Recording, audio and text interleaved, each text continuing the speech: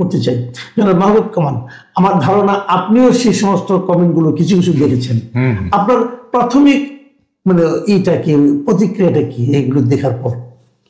না, আমার আপনার ইউটিউবে তো অনেক কমেন্ট পড়েছে, আমি ফেসবুকে লিঙ্ক দিয়েছিলাম, ওখানেও অনেক কমেন্ট পড়েছে। জি।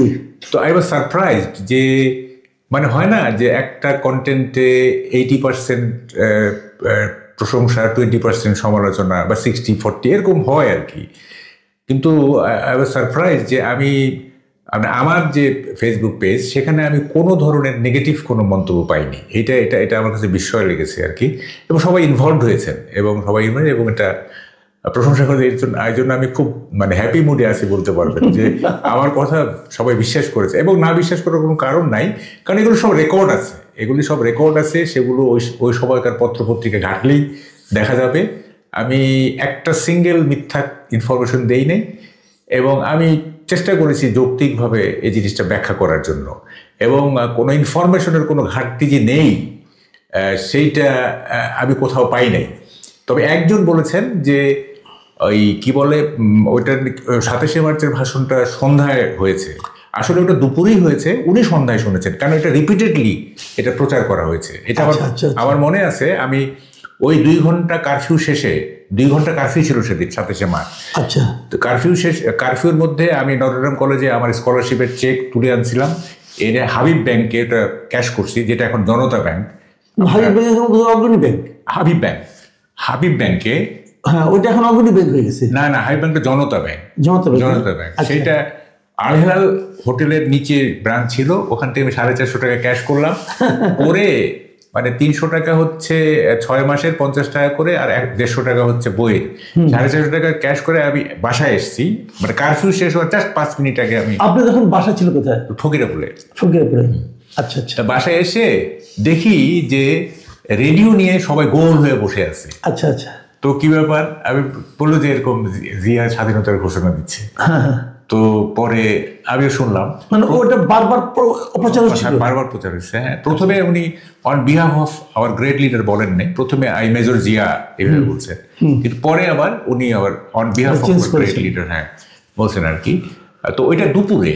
আচ্ছা, একটা কথা আমি বলি, আমার কাছে এটা নিয়ে না একটু মানে আলোচনা হয়েছে, সেটা হলো গিয়া, আচ্ছা এটা আমি প্রশ্নটা করার আগে আমি কয়েকটা মন্তব্য পড়ে যাই পরপর, তাহলে আপনার যে এগুলো আমি আমাদের ইউটিউব চ্যানেল থেকে নিয়েছি, অন্য মঞ্চের যে ইউটিউব চ্যানেল আছে সেখান থেকে নিয়েছি। মিস্টার সেলিম রেজা লিখেছেন, বহুদিন পরে স্বাধীনতা সম্পর্কে একটি বাস্তব, নিরপেক্ষ, 100% শুদ্ধ আলোচনা শুনলাম। ধন্যবাদ ডাবল কামাল ভাইদের। অনেকে জিজ্ঞাসা করেছেন আমাকে, এবং এরকম কমেন্ট এসেছে যে মাহবুব কামাল, মাসুদ কামাল, আপনারা কি ভাই নাকি? ভাই আসলে তো সবাই ভাই, কোনো সমস্যা নাই। মাহবুব ভাই আমারও অনেক সিনিয়র মানুষ, এবং আমি আপনাদের এই সুযোগে একটু বলে নিই দর্শকদেরকে যে আমি যখন বিশ্ববিদ্যালয়ের ছাত্র, তখন আমি মাহবুব ভাইকে না চিনে ওনার ভক্ত ছিলাম, ওনার লেখা। উনি তখন সাপ্তাহিক দিন পত্রিকায় নিয়মিত কলাম লিখতেন। সেই কলামগুলো পড়ে আমি ওনার এত ভক্ত হয়ে গেছিলাম, আমি অনেকে জানতে চেয়েছি যে এই লোকটা কে, এত সুন্দর লেখে। এবং মানে ওনার লেখার ভাষা আপনার যদি এখন তো উনি মানে বলেননি বেশি, আর সেরকম সাপ্তাহিক তো নাই আজকাল। তো উনি তখন এত সুন্দর লিখতেন, এবং দিন যে সমস্ত কারণে খুব জনপ্রিয় হয়ে উঠেছিল, তার মধ্যে কিন্তু মাহবুব ভাইয়ের সেই কলামগুলিও ছিল। আচ্ছা, আরেকজন সৈয়দ ভয়েজ, উনি লিখেছেন, আমি 1971 সনের 7ই মার্চ বঙ্গবন্ধুর ঐতিহাসিক ভাষণ মহসিন হলের ছাত্র হিসাবে মঞ্চের সামনে হাজার হাজার ছাত্রের সাথে নিজ কানে শুনেছি। বঙ্গবন্ধুর সেদিনের ভাষণের শব্দ আমার স্মৃতিতে অম্লান আছে। দুঃখ লাগে যারা দেশের ক্ষমতার মসনদে বসে নির্লজ্জ মিথ্যাচার করে, তখন মনে হয় মুক্তিযুদ্ধ করে ভুল করেছে কিনা। আরেকটা মন্তব্য লিখেছেন মোহাম্মদ শহীদুল ইসলাম, তিনি লিখেছেন, অসাধারণ বিশ্লেষণ, এটাও একটা স্বাধীনতার দলিল। আমি এই জায়গাটাতে একটু আপনি ওই প্রশ্নটা করবো, তার আগে আমি বলতে চাই যে দলিল জিনিসটা কি। এই যে আমরা বিভিন্ন সময় প্রত্যক্ষদর্শীদের কাছ থেকে বক্তব্য নিচ্ছি, এবং আপনি ওই দিন যে কথাটা বলেছেন সেটা তো রেকর্ডেড হয়ে গেল, সবাই শুনলো, জানলো, এবং অনেকে হয়তো এটাকে রেকর্ড করে রেখেছে, ডাউনলোড করে রেখেছে, এগুলোই কিন্তু দলিল। তো আপনার কাছে কি মনে হয় এরকম দলিল কি আরো অনেক হওয়া উচিত ছিল কিনা? শুনেন, বিষয়টা হলো কি, একটা বিখ্যাত কথা আছে যে history is always written by the victors. ইতিহাস বিজয়ীরা লিখে থাকে, কারণ পরাজিতদের ইতিহাস লেখার সুযোগ থাকে না। তো যখন যে সরকার আসবে, যারা বিজয়ী হয়, তারা নিজেদের মতো করে ইতিহাস তৈরি করে। দেখবেন আপনি আওয়ামী লীগের আমলে ইতিহাস একরকম, আবার বিএনপির আমলে ইতিহাস একরকম। হ্যাঁ, তো মানে যারা বিজয়ী হয় তারা ইতিহাস লেখে, পরাজিতদের কোনো ইতিহাস থাকে না। তো কিন্তু সরকার পরিবর্তনের সঙ্গে সঙ্গে ইতিহাস যে পাল্টে যায়, এটা কি ঠিক? কেন ঠিক হবে?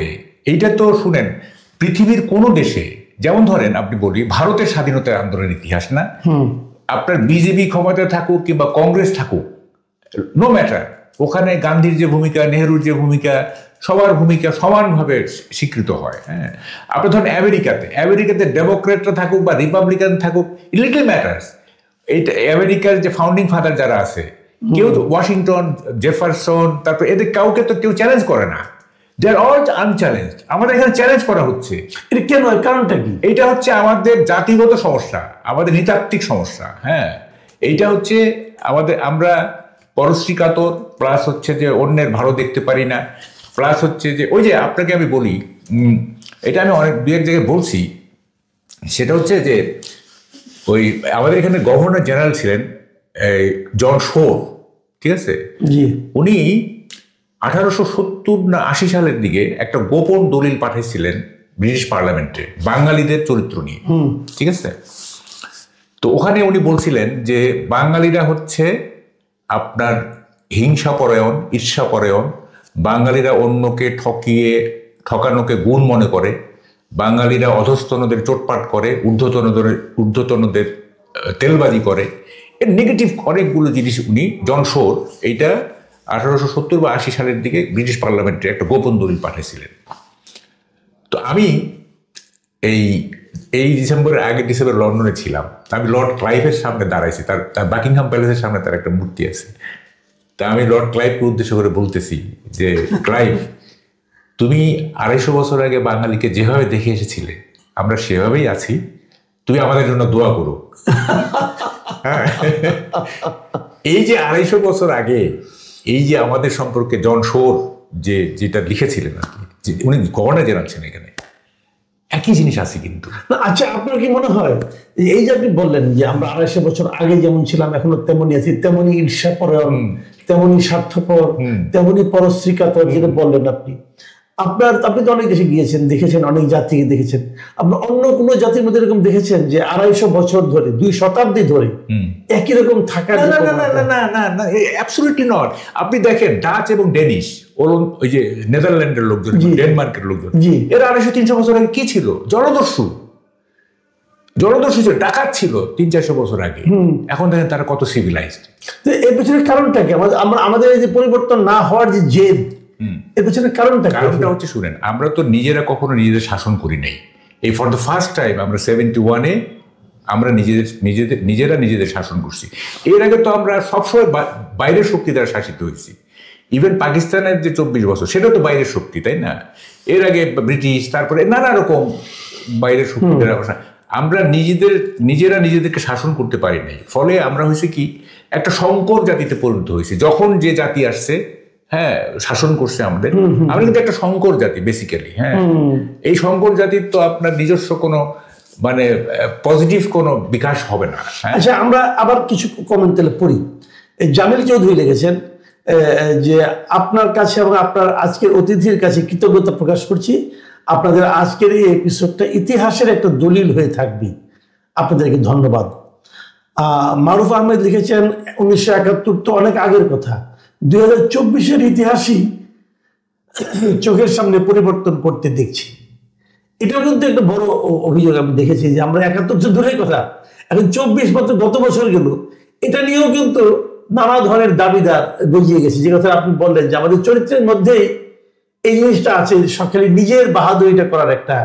আচ্ছা, আপনি যে বললেন যে এই 24-এ না আমরা কি দেখছি, গত 91 থেকেই ধরি, যখনই এটা তো পালাক্রমে আসছে না, বিএনপি ওয়ান সাকসিডেড অ্যানাদার।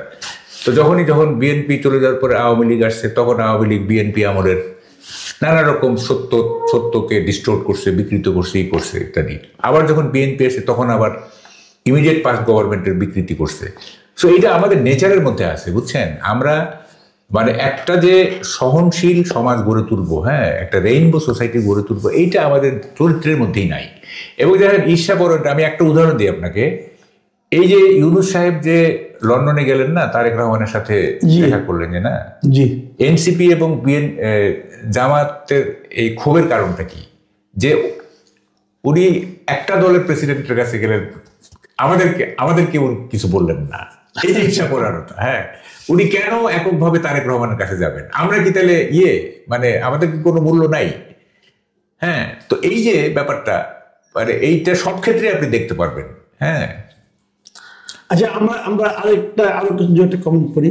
যেমন শিকদার তুলি, তিনি লিখেছেন, স্বাধীনতার ঘোষণা নিয়ে একমাত্র বিশুদ্ধ আলোচনা শুনলাম, কাউকে ছোট না করে নির্মোহ আলোচনা। এই যে উনি যে কথাটা বলেছেন, আমি এই প্রসঙ্গের আপনার সঙ্গে কথা বলতে চাই যে আসলে মানে ইতিহাসে যার যে অবস্থান, সেই অবস্থানকে স্বীকৃতি দিয়েও কিন্তু আমরা ইতিহাসটা বলতে পারি। তাহলে অন্যকে ছোট করার যে প্রবণতাটা আমরা দেখি, এটা তো আমরা এটাও দেখেছি, এটা কিন্তু টেকসই হয় না। তাহলে কেন করি আমরা এটা? আমি বলি, শুনেন, আপনি তো টেকসই বললেন, আপনি 200 বছর পরের বাংলাদেশ কথা চিন্তা করেন। 200 বছর পরে তখন কিন্তু এই জিনিসগুলো না, এগুলো কিচ্ছু থাকবে না। থাকবে কি জানেন? ইতিহাসের বাকি জিনিসগুলোর ফুটনোটে চলে যাবে, গবেষকদের টেবিলে চলে যাবে। সাধারণের মাঝে কি থাকবে? সাধারণের মাঝে থাকবে ইয়াহিয়া খান, বঙ্গবন্ধু, ঠিক আছে, এবং বড়জোর জিয়াউর রহমান, এই থাকবে। কিন্তু মানে অন্য চরিত্রগুলো, অন্য ইয়েগুলি কিন্তু গবেষকদের টেবিলে চলে যাবে বা ফুটনোটে যাবে, টিকায় যাবে। মেইন স্টোরিতে কিন্তু এটাই থাকবে, যে ইয়াহিয়া খান এবং বঙ্গবন্ধু। যেমন আমরা এখন কি বলি, ফরাসি যুদ্ধের ওই সময়টা কি বলি, সিরাজউদ্দৌলা, ক্লাইভ আর মির্জাফর, আর বাকিগুলো তো ফুটনোট। আসলে হয়তো অনেক একজন খুব গুরুত্বপূর্ণ একজন সৈনিকও ছিল না, সে হয়তো খুব ভালো ভূমিকা রাখছে। ওই যে ফরাসি ওই যে আমাদের সিরাজউদ্দৌলার পক্ষে ছিল, তার কথা কেউ বলে? মীর মদন ছিল একজন, হ্যাঁ, আরেকজন তো ফরাসি ছিল, হ্যাঁ, নাম ভুলে গেছে। মোহনলাল টোহনলাল কে বলে এগুলি? খালি বলে কি সিরাজ, ক্লাইভ আর মির্জাফর। দেখেন 200 বছর পরে চিন্তা করেন, কিচ্ছু থাকবে না, এগুলো কিচ্ছু থাকবে না। থাকবে ইয়াহিয়া খান, বঙ্গবন্ধু, আর বাকিগুলো হচ্ছে ফুটনোট।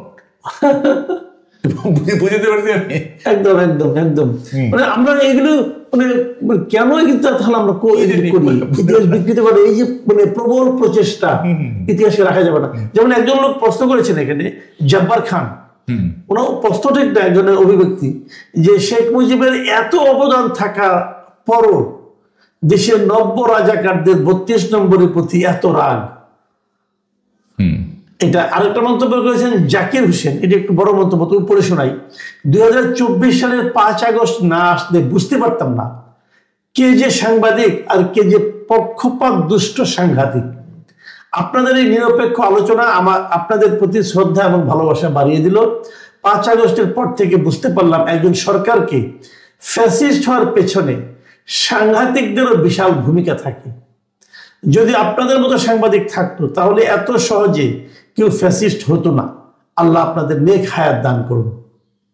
আচ্ছা, আমি আরেকটা প্রশ্ন যেটা আমি করতে চাচ্ছিলাম, সেটা হলো, আপনি নিজে কখন এটা আপনার মধ্যে প্রশ্নটা এসেছে কিনা? আমার মধ্যে কিন্তু অনেকদিন ধরে এসেছিল, বলার সাহস পাই নাই, আপনাকে পেয়ে প্রশ্নটা করার সাহস পাচ্ছি।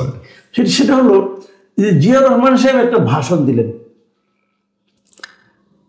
ভাষণটা ইংরেজিতে কেন দিলেন? এটা ইংরেজিতে হলো কি, আমি বলি, এটা হলো যে আর্মির তো একটা ওরিয়েন্টেশন আছে, আর্মির নিজস্ব একটা ওরিয়েন্টেশন আছে। তো পাকিস্তান আমলে দেখেন, পাকিস্তান আমলে আমার মনে আছে, আমরা স্কুলে যখন থাকতাম, আমরা যে বিভিন্ন ছুটির দরখাস্ত লিখতাম হেডমাস্টার, আমরা কিন্তু ইংরেজিতে লিখতাম। তখন তো বাংলা লেখার প্রচলন ছিল না, রাইট? ঠিক আছে, বাংলা লেখার প্রচলন কিন্তু স্বাধীনতার পরে হয়েছে, অনেক পরে। তখন এই যে অফিসিয়াল কাজ কারবার, ধরেন যে প্রাতিষ্ঠানিক কাজ, সব ইংরেজিতে, যেমন জাজমেন্ট, এই যে আদালতের যে রায়টা, এগুলো সব ইংরেজিতে হইতো। তো এখন ধরেন যে, তো জিয়াউর রহমান তো হি ওয়াজ এ মেজর, অফকোর্স, মানে খুব একটা সফিস্টিকেটেড প্রফেশন তো এটা, তাই না? এবং আপনার আর্মি ওরিয়েন্টেশনে তো ইংরেজিটা যেহেতু দেখেন এটা একটা ব্যাপার আছে, তখন তো অল পাকিস্তান আপনাকে ভাবতে হবে, তাকে তো মিশতে হচ্ছে পাঞ্জাবিদের সাথে, পাঞ্জাবি অফিসারদের সাথে মিশতে হচ্ছে, তাই না? মানে শুধু তো বাঙালি না, তাই না? পাঞ্জাবি, বেলুচি, নানা ধরনের আর্মির সাথে তার মিশতে হয়েছে। তারপর ধরেন যে ওয়েস্ট পাকিস্তানে সে ট্রেনিংয়ে গেছে ইত্যাদি। তো সে তার এই কনভারসেশন যেটা আর কি মানে মানে এই আপনার পারিবারিক বা তার বন্ধু বান্ধবের বাইরে যে প্রফেশনাল জীবন, সেখানে তো তাকে ইংরেজি ব্যবহার করতে হয়েছে, তাই না? তো ফলে তার ওইটা আর কি, এবং ইংরেজিতে কমফোর্টেবল ফিল করেন। হয়তো দেখা যাচ্ছে কেউ কেউ কিন্তু যেমন ধরেন যে বাংলা চাইতে ইংরেজিতে কমফোর্টেবল বেশি ফিল করেন। হ্যাঁ, যেমন আমার ক্ষেত্রে হয় কি, আমি কতগুলি বিষয় বাংলায় বলতেই পারি না, মানে ওইটা ইংরেজিতেই মাথায় চলে আসে। হ্যাঁ, তো সেইভাবে এটা দোষের কিছু না, এটা দোষ না। আমি এমনি যে জানার জন্য, কৌতূহলের জন্য, সেটা হলো যখন ওনার এই ভাষণটা আসলে ওনার টার্গেট অডিয়েন্স কারা ছিল, দেশের সাধারণ মানুষ। তো সাধারণ মানুষ তো এটার অর্থ অনেকে বুঝবে না, কিন্তু যিনি ইংরেজিতে বলেন তিনিও কিন্তু বাংলাটা বুঝেন। তো সেটাই আমি বলতে চাচ্ছি আর কি, যে ওখানে কেউ কি ছিল না বলার জন্য যে ভাই আপনি তো একবার ভাষণ দিলেন তারপর আবার চেঞ্জ করলেন। আমি বলছি এইটা বাংলায় কেন মানে না, এইটা এইভাবে দেখলে হবে না। এটা হচ্ছে যে উনি যখনই এইটা একজনও যদি শুনে থাকে ইংরেজিটা, এটা তরঙ্গায়িত হবে সারা পূর্ব পাকিস্তানে, এবং সাথে সাথে অনুবাদ হয়ে যাবে সারা বাংলাদেশে, তরঙ্গায়িত হয়ে যাবে, তাই না? তো বিরাট সেন্সিটিভ একটা ব্যাপার, তাই না? ওই সময় হ্যাঁ। তো এখন উনি স্বাধীনতা ঘোষণা করছে ইংরেজিতে, ওখানে বহু লোক শুনছে যারা এটার মানে জানে, এক কান দুই কান হয়ে সারা বাংলাদেশ তরঙ্গায়িত হয়ে গেছে। এটা কোনো ব্যাপার না, ওইটা উনি he felt comfortable in English. হ্যাঁ, বাংলায় বললে হয়তো ওরা আটকে যেত, কারণ উনি তো ইংরেজি বলতে অভ্যস্ত, তাই না? বাংলায় গেলে হয়তো আটকায় যেতে পারতো, এত মানে সাবলীল ভাবে হয়তো বলতে পারতেন না। আচ্ছা, আরেকটা মন্তব্য পড়ি, এই মন্তব্যটা ভারত থেকে আসছে। লিখেছেন মিস্টার প্রসেনজিৎ দেব। তিনি লিখেছেন, আমি ভারতের ত্রিপুরা রাজ্যের একজন নাগরিক, কিন্তু শ্রদ্ধাভাজন মাসুদ কামাল সাহেবের দুটো চ্যানেলে বিভিন্ন আলোচনায় প্রায় শুনি। কারণ মাসুদ কামাল সাহেবের আলোচনা এবং ওনাকে কেন জানি না আমার ভালো লাগে, এবং মাহবুব কামাল সাহেবের বিশ্লেষণ ও আলোচনা আমি রীতিমতো এনজয় করি। উনি এত সুন্দর যুক্তিযুক্ত কথা বলেন এবং ওনার পাণ্ডিত্য, কথা বলার ভঙ্গি আমাকে প্রবল আকর্ষিত করে। ওনার কথার উপস্থাপনেই প্রমাণিত হয় তিনি একজন সুশিক্ষিত প্রকৃত জ্ঞানী মানুষ। বিশেষ করে মাহবুব কামাল ও অজয় দাশগুপ্ত এই দুদিন আলোচনা মিস করি না, যদিও এই আলোচনাগুলো আমার দেশের বিষয় নয়, কিন্তু ভালো লাগা থেকেই বিনা কারণেই শুনি। আসলে কি বিনা কারণে শুনে না? এটা একটা বিরাট কমপ্লিমেন্ট আমার জন্য। আচ্ছা, কে এম আজিজুল ইসলাম লিখেছেন, কামাল সাহেবকে বলছি, মানে এটা আপনাকে বলছেন, আমি তখন রাওয়ালপিন্ডিতে আর্মি হেডকোয়ার্টারে ছিলাম। 25 তারিখ দিবাগত রাতে বাঙালি সৈনিক যারা ডিউটিতে ছিলেন রাত 3টায় এসে আমাকে বলে গেলেন যে বাংলাদেশের স্বাধীনতা ঘোষণা হয়ে গেছে, মানসিকভাবে প্রস্তুত হও। বলে রাখা ভালো, সেনা সদরের রেডিও সিগন্যাল সেট খুবই শক্তিশালী। এটা কিন্তু আমার মনে হয় যে আরেকটা ইনফরমেশন, এটাও কিন্তু আমার মনে হয় যে অনেকের মাথায়, যেন এই যে কে এম আজিজুল হক যিনি আছেন, উনি হয়তো প্রাদপ্রদীপের নিচে নাই, নাকে হয়তো কেউ চেনে না, জানে না, কিন্তু ওনার এই যে ইনফরমেশনটা, এটাও কিন্তু ইতিহাসের একটা অংশ আমি মনে করি।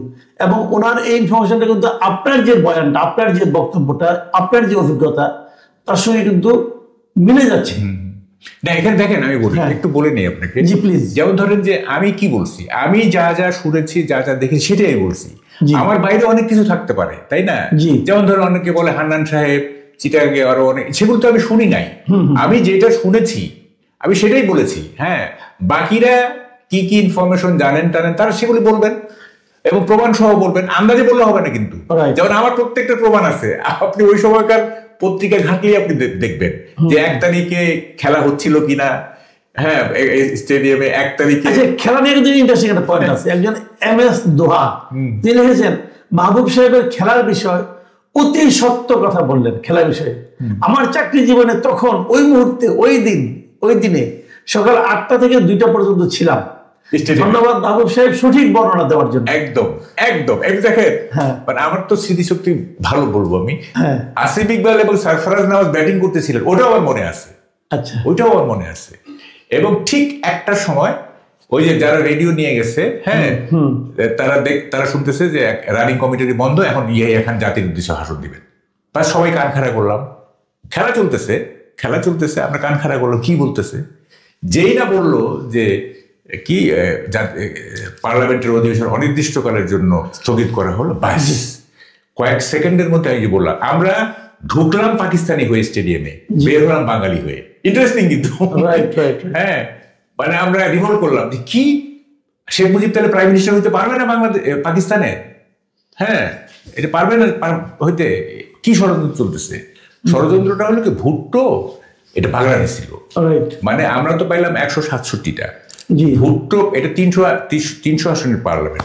পশ্চিম পাকিস্তানে ভুট্টো পাইছিল 131টা, ঠিক আছে, 131 না 80টা 88টা না, মানে সব মিলে 131টা। আচ্ছা, আমরা তো 167টা, তাই না? হ্যাঁ, 3টা পাইনি, হ্যাঁ, 2টা পাইনি, 169 ছিল। নুরুল আমিন এবং দুইজন, ওইটা 131 আমার মনে আছে। এটা কি পিপিপি না কি সব মিলে, যাই হোক। তো ভুট্টো বললো যে, মানে কি বলে যে এটা দুই সে একটা বোঝাতে চাইলো যে 2 পাকিস্তানে 2টা প্রধানমন্ত্রী হবে। আচ্ছা, বুঝছেন?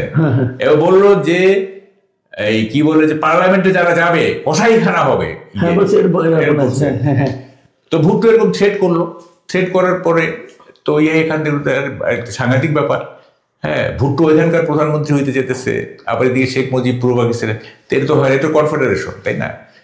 তো ফলে এখন এই সবটা মিলে এরও ইচ্ছা ছিল না শেখ মুজিবের কাছে পাওয়ার ট্রান্সফার করা, এই সবটা মিলে উনি স্থগিত করে দিলেন। তো যখনই স্থগিত করে দিলেন তখন তো আমরা আর তো চলে না, আর চলে না।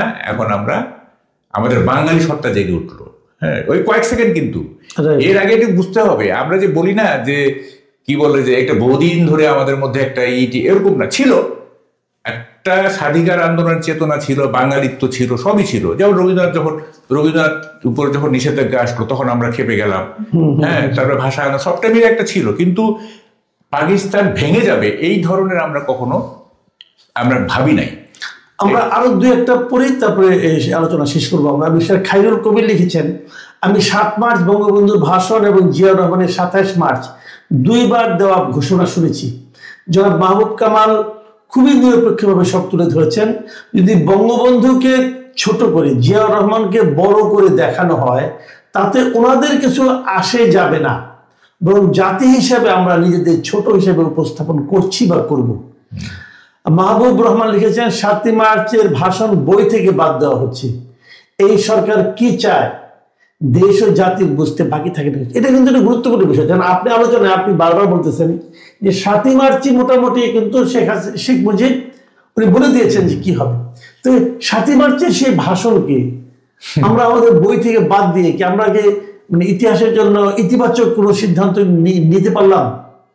এটা নিয়ে আপনি কি শুনেন, 7 মার্চটা কেন বাদ দেওয়া হয়েছে?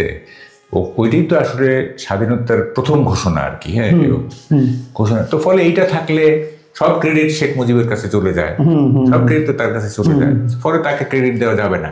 ক্রেডিট কি, তাকে তো মুছে ফেলার চেষ্টা হচ্ছে, ক্রেডিট তো পরের ব্যাপার। ফলে এই দেখেন এই জাতি কিভাবে আগাবে বলেন? হ্যাঁ, আমরা তো যার যতটুকু অবদান সব দিতে চাই। আমরা ভাসানীকে তার সম্মান দিতে চাই, আমরা শেরে বাংলা ফজলুল হককে সম্মান দিতে চাই, আমরা উসমানী, তাজউদ্দিন, সবার যার যার প্রাপ্য তারা পাবে, সেটা হ্যাঁ অনুপাত হিসেবে পাবে।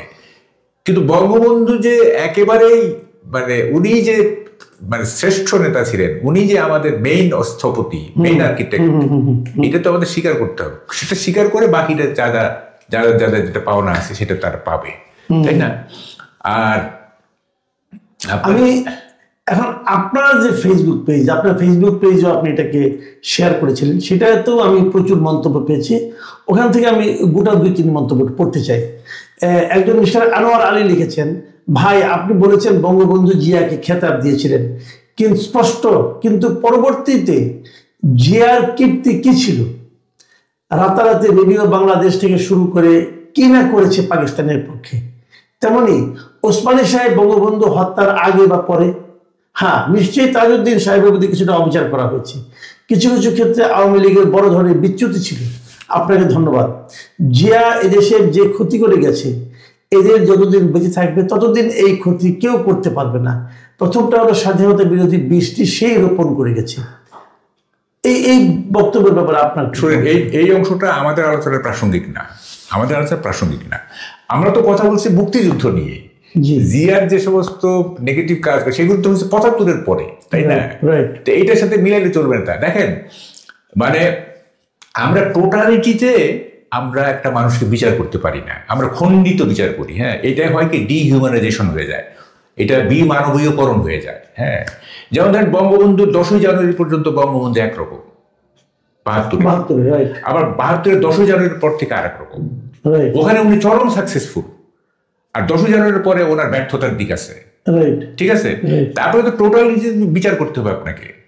Ziaur Rahman as a freedom fighter, এইটা এইভাবে একটা ভ্যালিয়েন্ট ফ্রিডম ফাইটার, এইভাবে কোনো বিতর্ক নাই। তারপরে উনি প্রেসিডেন্ট হিসেবে কি করছেন না করছেন ওটা আরেকটা বিতর্ক তুলেন, তখন আমরা আলোচনা করবো। এইখানে কেন? মানে মূল কথা হলো, ধরেন আমি এসএসসি পরীক্ষা আমি স্ট্যান্ড করলাম, ধরে যাক, তারপরে আমি কোনো মাদক আসক্ত হয়ে গেলাম, ইন্টারমিডিয়েট ফেল করলাম, তেমনি কি আপনি বুঝে যাবে এখন তাই বলে কি এসএসসি স্ট্যান্ড করতে পারে কি বাদ দিয়ে দেবে? বলেন দেখি, সাধারণ একটা লজিক। তো ফলে ওইটা কেন মিলাবো আমরা? হ্যাঁ, আচ্ছা, এনায়েতুল্লাহ সাহেব লিখেছেন, শুনলাম একটা জায়গায় ভুলে ২৭শে মার্চ সন্ধ্যার জায়গায় দুপুরে বলেছেন, আর জিয়ার ঘোষণা পাঠের আগে আরো 7 জন সেই একই কেন্দ্র থেকে বঙ্গবন্ধু স্বাধীনতার ঘোষণা পাঠ করেছিল, এর উল্লেখ করতে পারতেন। না না, এখানে ব্যাপার হলো আমি যেগুলো শুনি নাই সেগুলো আমি কেন বলতে যাব, তাই না? আমি যেগুলি দেখেছি শুনেছি সেটাই আমি বলবো।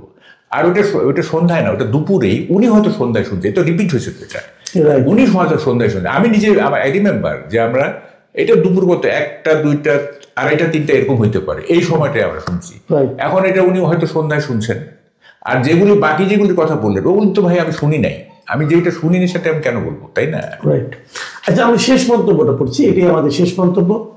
মিস্টার খায়রুল আলম লিখেছেন, এভাবে সাবলীল, সুন্দর ও সততার সঙ্গে আমাদের স্বাধীনতার বিষয়টি তুলে ধরার জন্য আন্তরিক ধন্যবাদ। আপনাকে বলছেন। আমি ওই 2টা শব্দ বলবো না, আমি সততাটা নিয়ে একটু বলতে চাই। জি, দেখেন, সততা কোনো ক্রেডিট না, সততা হচ্ছে ডিভাইন ভার্চু। এইটা কষ্ট করে কেউ শেখে না, ঠিক আছে? যেমন ধরেন, চোখ থাকলে যেমন দেখা যায়, কান থাকলে শোনা যায়, বিবেক থাকলে সৎ হওয়া যায়। এটা কিন্তু আমরা কষ্ট করে শিখতে হয় না। তো ফলে যেটা কষ্ট করে শিখতে হয় না, ওইটা কেন আমার গুণ হবে? এটা তো গুণ হইতে পারে না, তাই না? এখন আমাদের দেশে হয় কি জানেন, সততাকে একটা বিশেষ গুণ হিসেবে দেখা হয়। যেমন ধরেন, আপনি একটা সিএনজিতে উঠলেন, উঠে দেখলেন যে 1 লাখ টাকার একটা বান্ডেল কেউ ফেলে রেখে গেছে। এখন আপনি খুঁজে পেতে ওই লোককে টাকাটা দিয়ে দিলেন, আপনার উপর একটা স্টোরি হবে। এই মাসুদ কামালের মতো সৎ, 1 লাখ টাকা পেয়েও যা টাকার মালিককে টাকা ফেরত দিচ্ছেন, এটা স্টোরি হবে পত্রিকায়। কিন্তু ওয়েস্টে কিন্তু এটা কোনো নিউজই হবে না, এটা কোনো নিউজ ভ্যালিউ নাই। কি কারণে জানেন?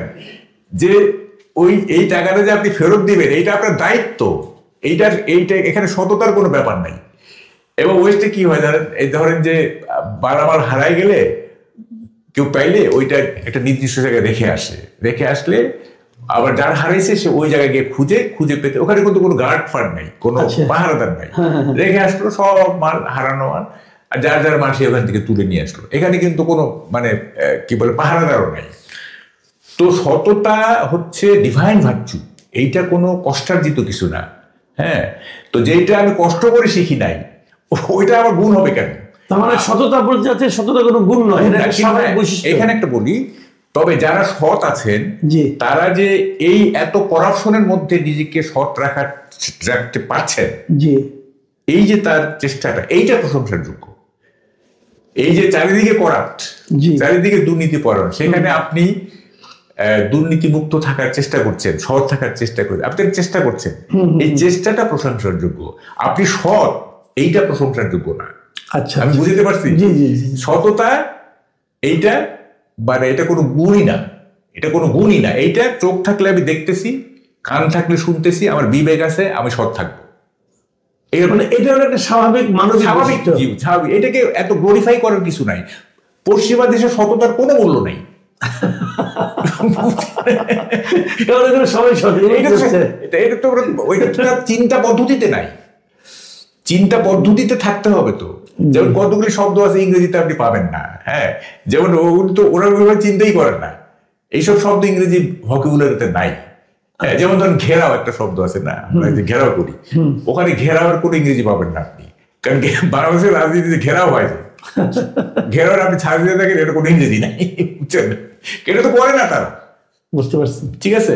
তো ফলে এটা তাদের চিন্তা পদ্ধতি নেই। আমি সততা কোনো গুণ না, এটা আমি এটা একটা ডিভাইন ভার্চু, এটা স্বর্গীয় একটা ব্লেসিংস আর কি, হ্যাঁ, যে স্বর্গ থেকে এটা দেওয়া হয়।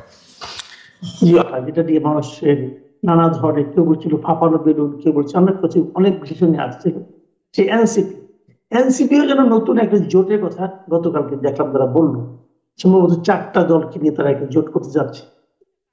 তার মধ্যে আপনার এই যে রাষ্ট্র সংস্কার আন্দোলন যেটা আছে, এবি পার্টি এবং আপ বাংলাদেশ, এরা নিয়ে দেখে একটা জোট করবে।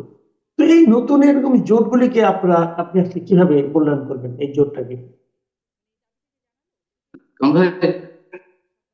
প্রথমত আমি একটু বলে নিই, আপনি আমাকে একটা বিশেষণ ইউজ করেছেন, অ্যাডজেক্টিভ ইউজ করেছেন আমার আমার পেশাগত যে তার সাথে, বিশিষ্ট সাংবাদিক।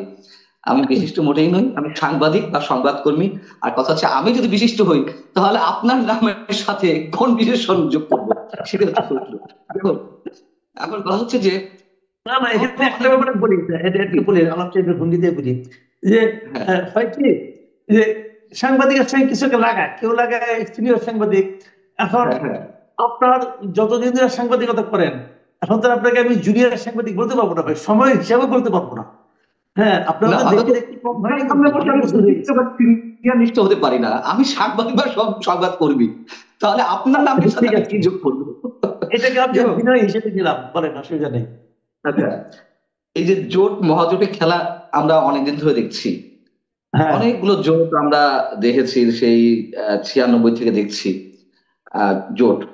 তো এগুলো না কোনো কাজে দেয় না দিন শেষে, এবং দিন শেষে আওয়ামী লীগ ভার্সেস বিএনপি, অথবা আমি যদি বলি অনেকের কাছে প্রিয় অথবা অপ্রিয় যেটাই হোক না কেন, আওয়ামী লীগ ভার্সেস এন্টি আওয়ামী লীগ। এখন যেহেতু এখানে এবারে নির্বাচনে আওয়ামী লীগ না থাকার সম্ভাবনায় বেশি, যেটি দেখা যাচ্ছে, যদি আমি কোনো তর্কে না যাই, সরকার যেভাবে এগোচ্ছে, সেখানে বিএনপি ভার্সেস অন্য সব কিছু হতে পারে, বিএনপি ভার্সেস। আর যে জোট আপনি যে দলটির কথা বলছেন, এনসিপি, ভাই এনসিপি কে আমরা বাঁচিয়ে রেখেছি, মিডিয়া বাঁচিয়ে রেখেছে, আর ডক্টর ইউনূস সাহেব বাঁচিয়ে রেখেছে, নচেত এই দলটির কোন অস্তিত্ব অন্তত এই যে 5 আগস্টের পরে এখনো পর্যন্ত 15 মাস বা 16 মাস আলোচনায় রয়েছে। এটি আলোচনা মোটেই থাকতো না। এটি আমাদের সুবিধার্থে, মিডিয়ার সুবিধার্থে মোটামুটি তারা এটিকে বাঁচিয়ে রেখেছে তার নিজ স্বার্থে, মিডিয়ার স্বার্থে। আর ডক্টর ইউনূস তো তার নিজের স্বার্থ আছে, তাদের উপর ভর করে এটিকে আছে এখনো পর্যন্ত। ডেভিড বার্গম্যান, আমি ঠিক এই মুহূর্তে এক্সাক্ট আপনাকে বলতে পারবো না যে এই জরিপটা কোথায়।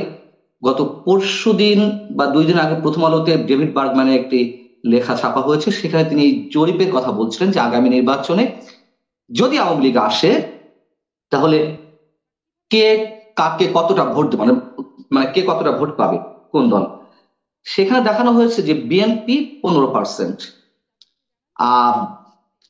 জামাত হয়তো ওইখানে বলেছে 10%, এনসিপির ক্ষেত্রে বলা হয়েছে 2 বা 3%, যদি আমার কোনো ভুল না হয়ে থাকে, এবং 30% মানুষ বলছে যে তারা কোন দলকে ভোট দেবে এই মুহূর্তে বলতে চাইছে না। এই যে বলতে চাইছে না, একটা ভয়ের মধ্যে রয়েছে, তার মানে আমাদের বুঝে নিতে কোনো সমস্যা নেই যে এই দলটি, মানে এই গ্রুপটি কাদেরকে ভোট দিতে চায়।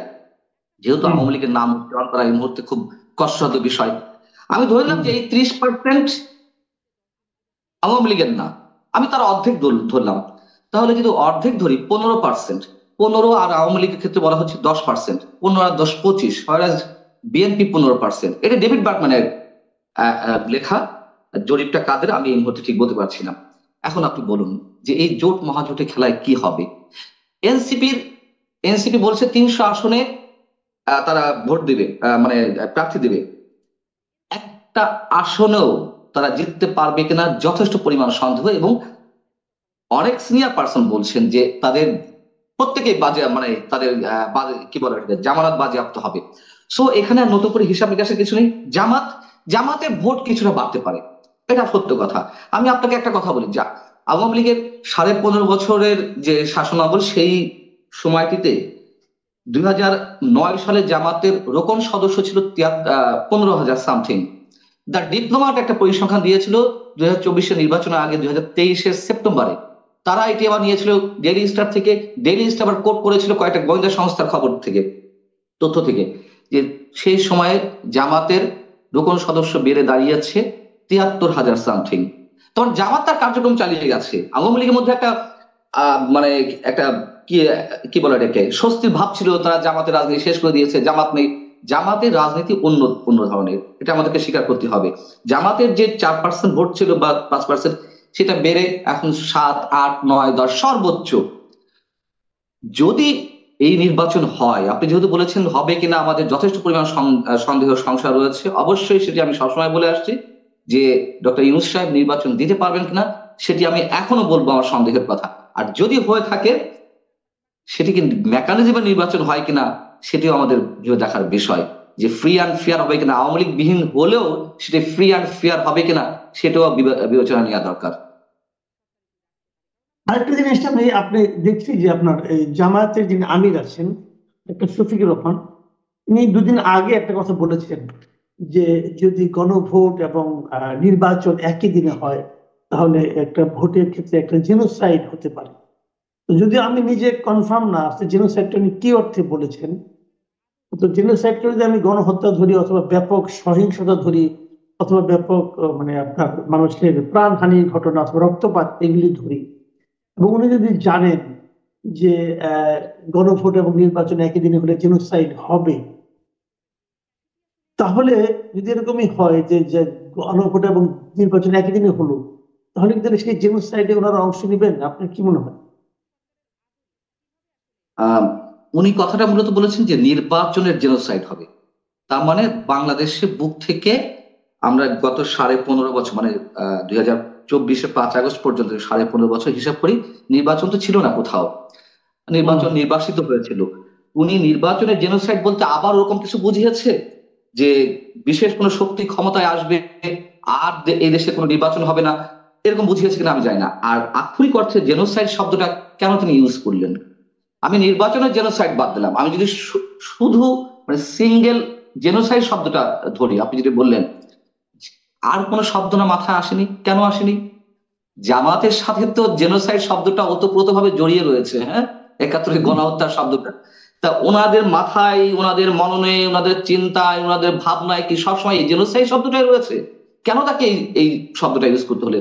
উনি বলতে পারতেন না নির্বাচন বাধাগ্রস্ত হবে, উনি বলতে পারতেন না নির্বাচন নিয়ে শঙ্কা দেখা দেবে, নির্বাচনের ফলাফল বা সুষ্ঠু নির্বাচন ইত্যাদিতে, উনি জেনোসাইড শব্দটা কেন নিয়ে এলেন? এবং অবশ্যই তাদের ভিন্ন ধরনের কোনো পরিকল্পনা রয়েছে, সেটি সত্যি সত্যি মানুষ হত্যার দিক থেকে আমরা যেটি জেনোসাইড বুঝি সেটি বলতে মানে সেটি বলতে চেয়েছেন, নাকি নির্বাচনের জেনোসাইড আর এই বাংলাদেশে কখনো নির্বাচন হবে না, নির্বাচন আবার নতুন করে নির্বাচন যাবে সেটি বুঝিয়েছেন? এটি আসলে আমার বোধগম্যতার বাইরে। তবে যেটি বলেছেন অবশ্যই অবশ্যই অবশ্যই খুবই আতঙ্কের এবং আশঙ্কার বিষয়। জামাতের আমির ডাক্তার শফিকুর রহমানকে নিশ্চয়ই আমরা অন্যভাবে জানি, তিনি মোটামুটি জ্ঞান রাখেন, তার পড়াশোনার পরিধি বিস্তর, তিনি একসময় জাসদের রাজনীতির সাথে জড়িত ছিলেন এবং নিঃসন্দেহে তার আরেকটি অনেক সুন্দরভাবে তিনি বিভিন্ন বিষয়ে মন্তব্য করেন এবং তারই কথাবার্তা অনেকে রিসিভ করেছেন। জামাতের আইডিওলজি যাই হোক না কেন, এমন একজন মানুষ হঠকারিতার সাথে কোনো শব্দ ইউজ করবেন এটা আমি মনে করি না। তাহলে আসলে জামাতের কি পরিকল্পনা রয়েছে এটি অবশ্যই অনেক বড় প্রশ্ন। আর আরেকটা বিষয় হলো যে এখনো কিন্তু আমরা দেখছি বিভিন্ন জায়গায় যে আপনার নির্বাচনকে কেন্দ্র করে তৃণমূলে চাঁদাবাজি কিন্তু এখনো চলছে, এবং বিএনপির প্রার্থিতা নিয়েও সমস্যা অনেক জায়গায় আছে, অনেক জায়গায় ভাঙচুর হচ্ছে, মারামারি হচ্ছে এবং প্রতিবাদ হচ্ছে, প্রার্থী বদলের কথা বলা হচ্ছে এবং কেন্দ্র বলছে তারা প্রার্থী বদল করবে। আবার বিভিন্ন জায়গায় দেখছি যে বিএনপি যাদেরকে বিভিন্ন সময় এই চাঁদাবাজি অথবা অন্যান্য ঘটনায় বহিষ্কার করেছিল, তাদেরকে আবার দলে ফিরিয়ে আনার একটা পাইকারি হারে ফিরিয়ে আনার একটা হিড়িক শুরু হয়ে গেছে। তো এই সবগুলো মিলিয়ে আপনার কাছে কি মনে হয় যে নির্বাচনের সামনে বিএনপি এখনো তার নিজের দলটাকে গুছিয়ে নিতে পারেনি, বিএনপির মধ্যে এক ধরনের অস্থিরতা বিরাজ করছে? অবশ্যই, নিঃসন্দেহে এটি তো ব্যাখ্যা করার কোনো প্রয়োজন নেই। বিএনপি নিঃসন্দেহে একটি বড় রাজনৈতিক দল। নর্মাল ওয়েতে যখন 5 বছর পর পর নির্বাচন হয়, সেই নির্বাচনগুলোকে সামনে রেখে বড় রাজনৈতিক দল, বিশেষ করে আওয়ামী লীগ, বিএনপিতে আমরা দেখেছি নানান ধরনের সংকট, গ্রুপিং, লবিং, এবং এই প্রার্থিতা নিয়ে নানান ধরনের বাণিজ্য, আবার প্রার্থিতা পরিবর্তন করা নর্মাল সময় আমরা দেখেছি। আর এখন তো তারা প্রায় মানে 2018 সালে নির্বাচন অংশ নিলেও ক্ষমতায় তো 17 বছর, 17.5 বছর নেই, তাই না? 18 বছর ধরতে পারি আমরা, বা তারও বেশি। তো এই 2007 থেকে ওয়ান ইলেভেন সরকার আসার আগ থেকে এই পর্যন্ত হিসাব করলে প্রায় 18.5 বছর। এই 18.5 বছরে বা 17.5 বছরে বিএনপির যে বঞ্চিত নেতাকর্মী রয়েছে, মনে অনেক ইচ্ছা ছিল এমপি ইলেকশন করবে, নমিনেশন পাবে, মন্ত্রী হবে, এমন মানুষের সংখ্যা তো অনেক বেড়েছে, অনেক বেড়েছে। সো আমার মনে হয় যেই তালিকা তারেক রহমান দিয়েছেন, 50 থেকে 60টি আসন বাদ দিয়ে, সম্ভবত আমার যদি ভুল না হয়ে থাকে, কতটি? 63 বাদ আছে, 63, হ্যাঁ, 60টি বাদ দিয়ে, 63টি বাদ দিয়ে 237টি ঘোষণা করেছেন। হ্যাঁ, তো এর মধ্যে অনেক পরিবর্তন হবে, এটি চোখ বন্ধ করে বলা যায়। অনেক পরিবর্তন আসবে, এবং আমি এই মুহূর্তে মনোনয়ন বাণিজ্যের কথা বলবো না। যদি নর্মালি রাজনৈতিক নিকাশের কথা বলি, তাদের অগ্রিম যে হিসাব নিকাশ, সেখান থেকে অনেক ধরনের চেঞ্জ আসবে, এবং এটি নিয়ে বিএনপির জন্য নির্বাচন অনেক ধরনের সংকটের মুখে পড়তে হবে। স্বতন্ত্র প্রার্থী থাকবে, বিদ্রোহী প্রার্থী থাকবে, এটি খুবই স্বাভাবিক কথা। সেই জায়গা থেকে আমি ছোটখাটো হলেও অনেক ধরনের চ্যালেঞ্জ বিএনপির সামনে দেখছি। খুব যে সাবলীল ভাবে তারা এগিয়ে যাবে এবং এইগুলোকে জামাত পুঁজি করবে। আর এনসিপি তো বলে দিয়েছে যে বিএনপিতে যারা বঞ্চিত, মনোনয়ন বঞ্চিত, তারা আসুন, তাদের জন্য আমাদের পথ খোলা হয়েছে। সো উচ্ছিষ্ট গুলো তারা নিতে চায়। ইন্টারেস্টিং, খুবই ইন্টারেস্টিং। জি, তারপরে আমি আসলে শেষ প্রশ্নটাই করি আপনাকে। আসলে এগুলো তো নির্বাচনী আলাপ করলাম, এখন নির্বাচন ছাড়া এর বাইরে আলাপ করার কোনো সুযোগ আছে বলে মনে করি না। নির্বাচনটাই জরুরি এই মুহূর্তে, কারণ আমরা অর্থনীতির কথা বলি, সামাজিক যে অস্থিরতার কথা বলি, সেগুলোর পেছনেও কিন্তু এই নির্বাচন না থাকা, জনপ্রতিনিধি না থাকা, এটা কিন্তু একটা বড় নিয়ামক হিসেবে কাজ করে। তার মধ্যেও আমরা দেখেছি যে সামাজিক একটা অস্থিরতা গত কয়েকদিন ধরে আমরা খেয়াল করছি। সেটা হলো বাউলদের নিয়ে যে ঘটনাগুলি ঘটছে এবং বাউলদের উপর যে টর্চারগুলি করা হচ্ছে। এর আগে আমরা মাজার ভাঙা দেখলাম, এবং আমরা অভূতপূর্ব একটা ঘটনা দেখেছিলাম, সেটা কবর থেকে লাশ তুলে তাকে পুড়িয়ে দেওয়া হয়েছে। এই ঘটনাগুলি সামাজিক অস্থিরতাকে কিন্তু খুবই তীব্র করে তুলছে, মানুষের মধ্যে একজনের ভীতি তৈরি করেছে। মিরপুরে যে বিএনপির ঘোষিত প্রার্থী যিনি, তার ব্যাপারে বলা হয়েছে তিনি 4 বিয়ে নিয়ে একটা মন্তব্য করেছিলেন, এই জন্য তার বিরুদ্ধে মামলা হয়েছে। এখন আমার কথা হলো কি, সামাজিক এই অস্থিরতাগুলি যারা তৈরি করছে তারা তো সমাজে আগেও ছিল, এখন তাদের জন্য আমরা খুব প্রবল প্রতাপের সঙ্গে লক্ষ্য করছি। এটা কি আপনার মনে হয় যে সরকার এগুলোকে ইচ্ছাকৃত ভাবে আশকারা দিচ্ছে? এটা আমার মনে হওয়ার কোনো কারণ নেই। এটা যেমন সত্য কথা, আমার মতন অসংখ্য সাধারণ মানুষ, আপনার মতন অসংখ্য বিশ্লেষক বা বিশেষজ্ঞ যারা আরো গভীর চোখ দিয়ে সবকিছু দেখেন, তাদের সবার কাছেই এই বিষয়টি পুরো পরিষ্কার। যেমন ধরুন যে গত 10 মাসে আহ একটি বেসরকারি সংস্থার জরিপ, বা জরিপ ঠিক নয়, তাদের গবেষণা প্রতিবেদন, 10 মাসে 140 জন মবের শিকার হয়ে নিহত হয়েছেন। কারোর বিরুদ্ধে কোনো ব্যবস্থা নেওয়া হয়েছে? আপনি বললেন যে এই সাম্প্রদায়িক শক্তিটি এর আগেও ছিল ছিল কিন্তু এখন প্রকট আকার ধারণ করেছে। কারণটি হচ্ছে তাদের কারোর বিরুদ্ধে কোনো ধরনের অ্যাকশন নেওয়া হয়নি। দৌলতদিয়ায় কবর থেকে লাশ তুলে পোড়ানো হলো। এর চেয়ে বিভৎসতার আপনি কি বলবেন? যে বাউল আবুল সরকার মন্তব্য করেছেন ইসলাম ধর্ম নিয়ে, আমি প্রথমত তার এই বক্তব্যের বিরোধিতা জানাই।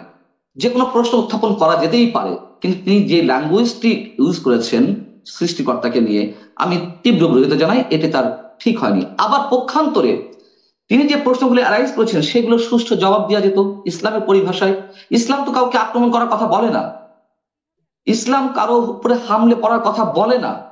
লাকুম দীনুকুম ওয়ালিয়া দিন। আমি তো আর ইসলামের পণ্ডিত নই, যতটুকু সাধারণ পড়াশোনা যতটুকু বুঝি, যে যার যার ধর্ম তার তার কাছে। কোরআনের আয়াত, মহানবী সাল্লাল্লাহু আলাইহি ওয়াসাল্লাম তার বিদায় হজের ভাষণে বলে গেছেন যে ধর্ম নিয়ে কেউ বাড়াবাড়ি করো না। ধর্ম নিয়ে বাড়াবাড়ি করতে গিয়ে এর আগে অনেক সম্প্রদায় ধ্বংস হয়ে গেছে। আজকে যারা তৌহিদি জনতার নামে এগুলো করছে, বিভিন্ন ধর্মভিত্তিক দলের ব্যানারে যেসব বক্তব্য দেওয়া হচ্ছে, তারা কেন এই জায়গাগুলো স্পষ্ট করছে না?